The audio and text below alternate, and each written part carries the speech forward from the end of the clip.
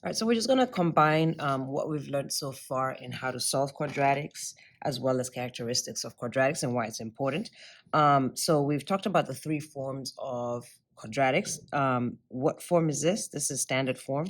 This is in standard form because it is A, B, and then C. So this is A, B, and then C. We need to write it in factored form. So remember, factored form is in two parentheses. So we can convert this into factored form by, and again, there's several ways that we could do this, but we're going to do the X game. So I need two numbers that multiply. So AC goes right here. So 4 times -3 is -12. And then B goes here, so -4. And I need two numbers that multiply to 12 and add to -4. And so again, if you don't know your multiplication facts, you just list them out. So 1 times 12, and then you're looking if that's close to 4. That's not. I can take, because this is even, I can take half of 12. Half of 12 is 6. If I know 2, I know 4. Half of 6 is 3. And again, the whole time I'm looking to see if the number is close to -4. And I'm going to go ahead and give this a shot because I know 6 minus 2 is 4. So let's go ahead and put 2 and 6 here. And let's play with the sign. So I need 1 to be negative because a negative times a negative, a negative times a positive is a negative. And I need it to add up to -4, which means the bigger number needs to win. So let me try a negative there and see if this works. Always, always, always check. So 2 times -6 is -12. That works. And then positives are meeting negatives. What's going to happen? They're going to fight. And who's going to win? The negatives are going to win by 4. So perfect. This actually works. So again, just remember, list them out if you can't recognize them so that you can see which two numbers it is. Once you find your two numbers, remember your very next step is to divide by A. And what is A in my situation? 4. All right, always, always, always, always simplify. Do not forget to simplify. So this simplifies to 2 goes into 2 one time and into 4 twice. So this is 1/2. All right, this one right here. So 2 goes into 6. I'm going to squeeze this here 3 times and into 4 2 times, and it's negative. So this is my answer right here. All right, so I've got my two answers. If I'm writing it in factored form, and again, I did forget to say this. Just always make sure before you start doing the X game that there's no GCF. So 4, 4, and 3, there is no GCF. But I know that in this example, there is a GCF. So factor it out first before you start the X game. So I know 6, 48, and 54, there's a number that goes into all those, right? So you find the greatest number that goes into all those. All right, so all right, so I've got these two answers here. In factored form, how do I write my answers? Remember the denominator first. So this is going to be, you take that in front of the x. So this is 2x plus 1, right? And this one, denominator writes first. So this is 2x, and this was -3. Okay. And if I had a GCF, it would be out here. So don't forget that when you do take your GCF out here, put it out here. It is part of the factored form. All right, so we have this. Now, the reason I want this in factored form is because what do you get from factored form? You get your x-intercepts, right? So I need to know where it crosses the x-axis. To know that, I just set my factored form equal to 0. Now, remember, I showed you the shortcut.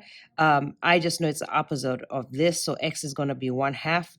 1/2, and here because it's negative it's going to be positive 3/2, but I'll just show you why it works. So you set each of these equal to 0. So 2x plus 1 is 0, 2x minus 3 is equal to 0, and you solve that for x.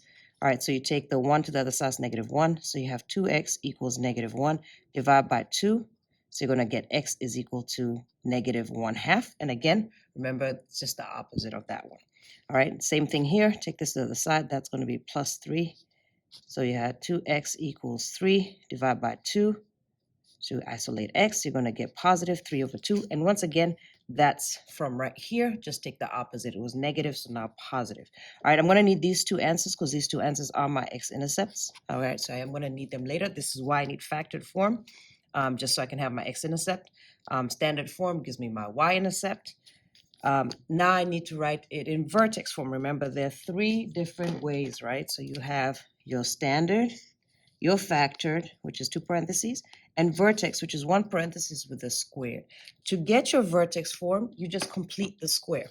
Now, this one's a little bit different because it doesn't have an equal 0, but I'm going to keep the same method and show you how to kind of negate, work through that. So in vertex form, remember we need to set it up for my 3-step process. So I'm going to act like a 0 here and then take it out towards the end. So remember, you cannot have a coefficient of x squared, so we're going to take that out. So this is going to be 4. And what does that leave? So remember, it's dividing by 4, right? So that crosses out. So you're going to have x squared minus 4 divided by 4 is 1. So that's just x. Leave a space. And again, we're going to pretend there's an equal sign here just so that we can keep in track. So I'm going to take that to the other side.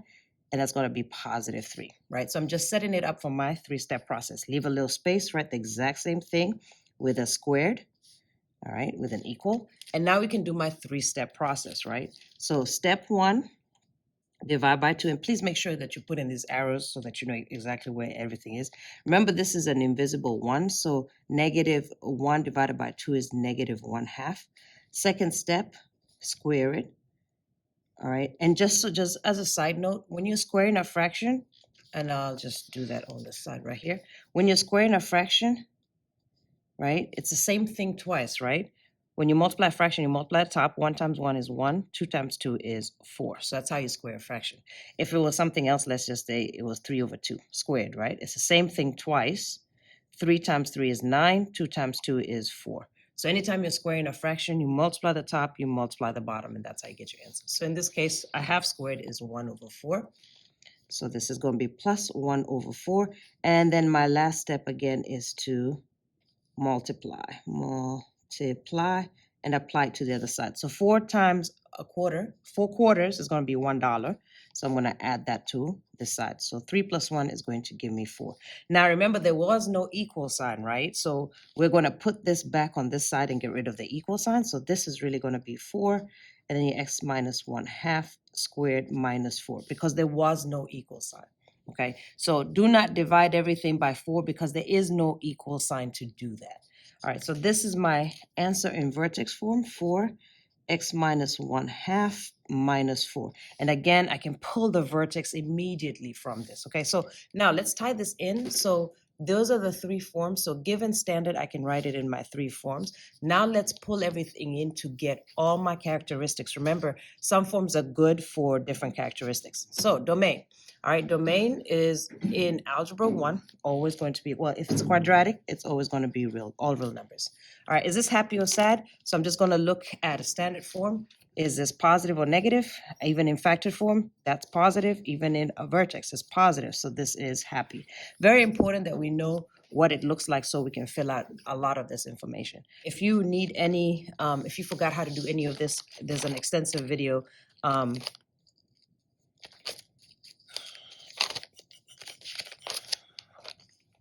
all right, if you need a refresh on this, because I'm going to kind of go through it really quickly, remember there's an extensive video where we went over it, select form to find characteristic feature. You can just watch that video real quick just to kind of refresh your memory. So vertex, I'm going to pull it right out the vertex form. Remember, whatever is inside is opposite, so that's positive 1/2, and that one stays the same. So this is 1/2 and 4. From my vertex, I can get a lot of my information, right? So I can get my axis of symmetry, which is x equals my x equals my x, which is 1/2. I can get my maximum or minimum. All right, so this one is my minimum, so it's a minimum. And that minimum happens on the y value. So it's the y value, which is 4, and you just write 4, right? Is it increasing? Where is it increasing? Oh, sorry. Supposed to write that 4 right here. Where is it increasing and decreasing? All right, so on this side, so let's look at it. From here to here, it is decreasing. From here to here, it is increasing. All right, so you start off with your axis of symmetry. You write it exactly as it is without the equal sign. And you just need to know if it's on the left or the right. So is it increasing on the left or on the right? So it's increasing on the right. How do I say right? All right, so remember, there is left and there is right. Just draw an arrow. So this is going to the right, so it looks like this. All right, and then this is going to the left, and it must be decreasing on the left. So here's my axis of symmetry. It's decreasing on the left. Okay. The range is, remember, you go to the bottom to the top, the y direction. So bottom is whatever this is, the y value on the bottom, which is my minimum, which is 4, and it goes all the way to where? Infinity. All right, open with infinity, closed with 4. All right, where are my zeros? Okay, so this one you actually have to kind of work out because we've already done it right here. My zeros are at -1/2 and 3/2, and that's why you do that. So x equals 1/2 and x equals 3/2.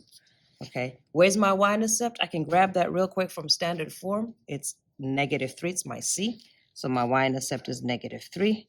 And you can write that, as a coordinate. So you can write that as 0, -3. You can write it as -3, or you can write it as y equals -3.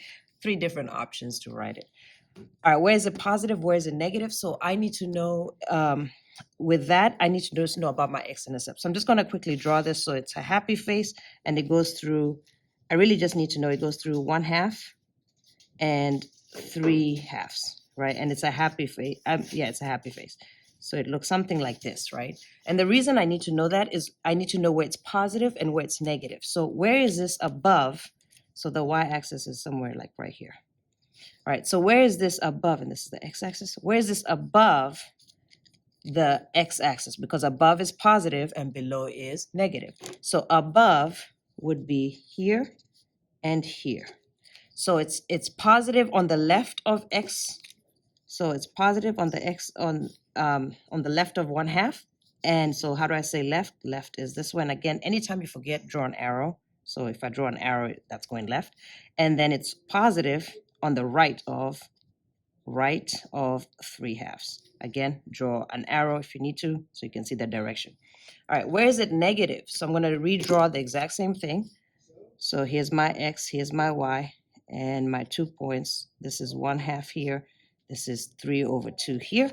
All right, where is it negative? Where is it below the x-axis? Because below the x-axis will be negative y values. Anywhere here. So it's negative between these two numbers. Anytime you're saying between the two numbers, start with the smallest number, the largest number, put an x in the middle, and your arrows need to be going in the same direction like that. Okay. All right, and then finally, what's happening at the end? All right, so let's just look at it, and this is why I draw this happy face. So what's happening at the end? Where are those arrows pointing to? They're going to infinity. So whether x is going from the left side or from the right side, it is both going to infinity. And again, all we're doing is connecting, right, our solving so that we can have different forms in order to answer our characteristics questions. This is a very, very important notebook, so please make sure you watch it again if you need to. Let's practice.